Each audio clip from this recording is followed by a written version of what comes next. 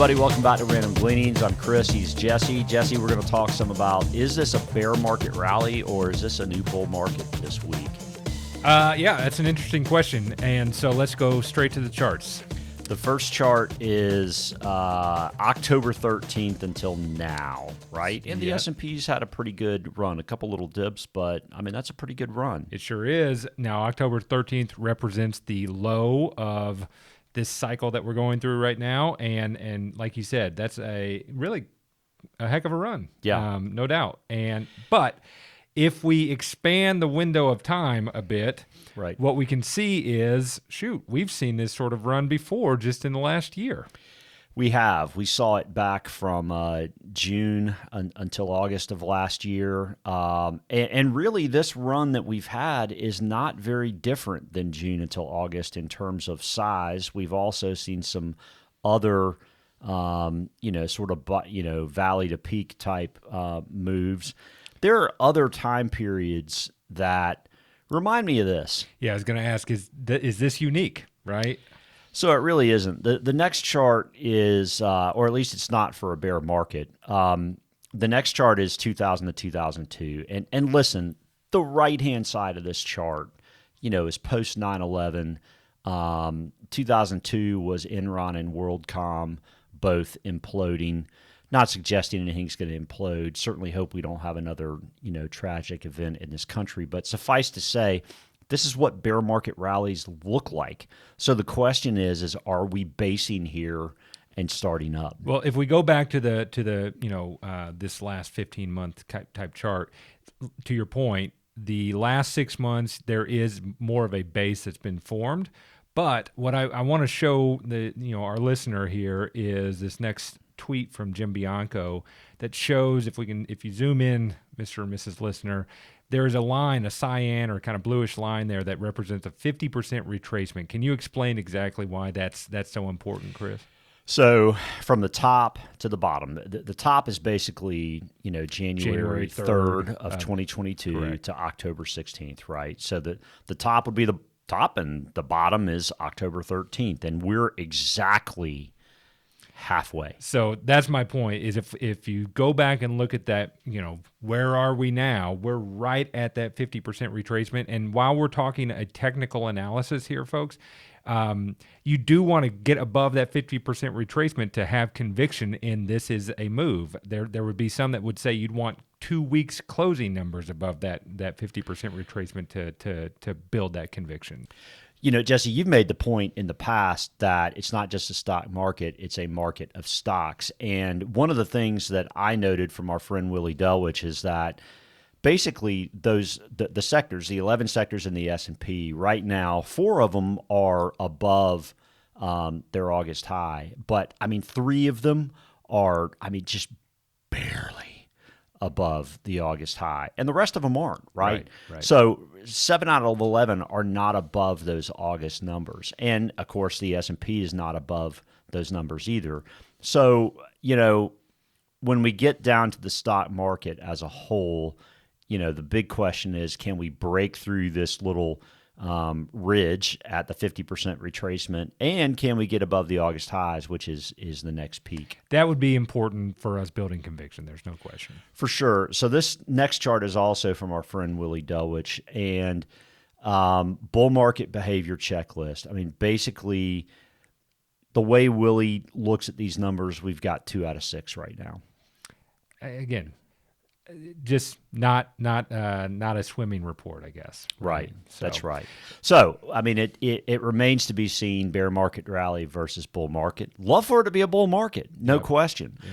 One thing that needs to participate if we're going to have a bull market, though, in terms of credit expansion, in terms of just good all around economic events, is banks need to participate. That's right. Yeah, they've got to be strong. And obviously the last month has seen some deposit fleeing from especially the smaller banks going to the bigger banks. Right. You've got some charts on that. Let's go through that. Yeah. So our buddy Darius Dale talked about deposit outflows last week. Really, they didn't really flow out last week, which is good. Yeah, that is good. Except, let me just note, after some pretty massive flows out in the prior weeks from the Silicon Valley Bank kind of disaster. Last week saw some climb. If we go to this next chart, there's a reason for that. People tend to put some money into the bank to only send it out to the IRS. Today, as we record, is tax day. And so those of us that have to write a check have probably gotten that in the mail today or yesterday. And so those things will come to roost, as historically it's something to the tune of $250 billion of deposit outflow in these next couple weeks. But as you can see here in week 14 of the year, it's not uncommon. In fact, it's the norm for bank deposits to go up. And so that's what Darius' chart shows in the last chart. Only to see them flow out over the next several weeks and then begin to build again. The one thing I'm super interested in is, since, for banks, it's really loans that are the asset, because that's where they make their money. Is bank lending, continuing higher, is the coast clear? And Darius points out that no, really isn't. Looks like small bank lending is kind of deteriorating a bit in terms of the stats thus far. I mean, we're only a month away from when Silicon Valley Bank bit the dust. And so the big question is, are loans continuing, which would be a sign of whether credit's expanding or contracting? Yeah, some of that's going to be a factor of the Fed having raised rates, and when costs of lending go up, it doesn't make the numbers don't work as well for the company that's borrowing that money. Some of it is banks just themselves saying, hey, it's time to batten down the hatches a little bit, because they are anticipating a slowdown in the economy, and this chart seems to support both of those things coming together at the same time. I mean, it's Darius' research, but suffice to say, it looks that way to this point. Maybe the jury's out. So let's look at what the market thinks of bank stocks in general. So this next chart is the 25 largest stocks, or 25 largest banks. And you can see that the cratering in bank stock prices was back in March around Silicon Valley. Exactly with that. That's exactly right. Yeah, and you can see it seems to be kind of trying to build a base. And if it gets through that green line, you would say, okay, well, we're maybe even there's some value there, right? But what's so interesting to me is that if we look at the next chart, which is the regional bank ETF or regional bank index, and basically if you compare them, there's some overlap, but really this regional bank index starts at about the number 10 bank in size in the country, and it's similar. It's not exact, but it's pretty much. This is a chart of banks number 10 and on down. That's right. To smaller banks. And, I've got a line kind of sloping on this chart. It's because, they're not basing. They're still kind of in a downtrend. There's some pressure to the downside still on those banks. That's exactly right. So the market's telling you at this point, hey, the jury's still out on these mid-size, number 10 and smaller banks in terms of whether the coast is clear or not. I mean, that's not an all clear signal to me. It certainly isn't. And again, you put all those factors together with slowed lending, perhaps this historically norm of deposit outflow over the next couple of weeks, probably not the best environment right now to be in smaller banks. Yeah. And thus, what's the frame of mind that puts lenders in? Are they willing to make loans? I mean, the Fed talked about slowing the economy just by virtue of fewer loans being made, and those stock charts would tell you, hey, it's not all clear. I mean, from a stock investor standpoint, you also recognize that the cost of capital for banks has to go up, because they have to keep their deposits high in order to continue to lend, and people have gotten wise to the idea. For the most part, we'll show you a slide in a second, but for the most part, at least the regional banks have to offer some return on those deposits. So I was thinking more about just the Fed in general. I mean, yes, we may be closer to the end of the cycle, but the Fed has said they're going to stay higher for longer. This was just a headline coming from David Tepper, who owns the Panthers and Appaloosa hedge fund.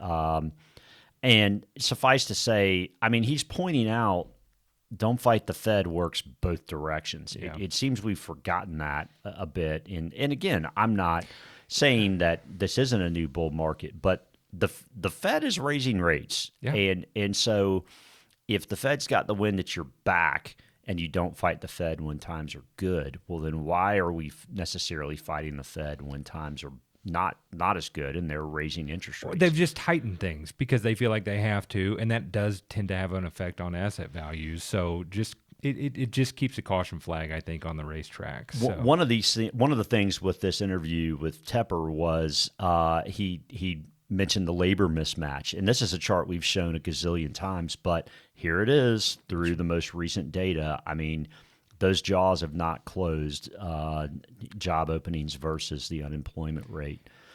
And I mean, I'll continue to point out that historically, when unemployment is sub 4%, returns have been less than optimal for equities. Yeah, that's right. It's just fact. I mean, maybe this time period will prove different, but it would be the outlier. It would be the anomaly. So just again, reason to keep your eyes on things pretty closely.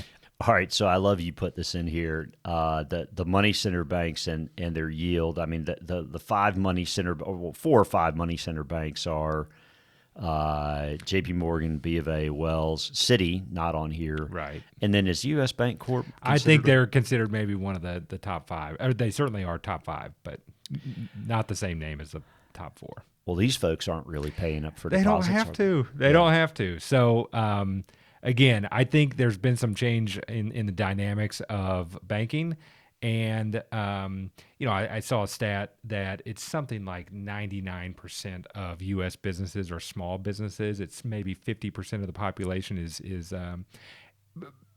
and these guys aren't offering the day-to-day loans to those small businesses. Well, so to your point, a healthy banking environment is a part of a expanding economy. Yeah, and if those banks are going down in value, well, that's an issue. I mean, if stock prices aren't going down and credit or lending is slowing a bit, man, hey, listen, I'll say it.